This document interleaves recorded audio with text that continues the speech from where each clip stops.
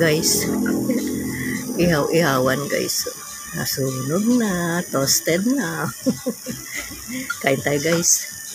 Good morning. Nasunog na ang aking ihaw-ihaw. O, ihaw-ihawan lang yan guys. Mausap pa. Amoy dito. Kain tayo. How are today? How are tomorrow? Let's eat chicken. Chicken legs. Muntik pang masunog guys.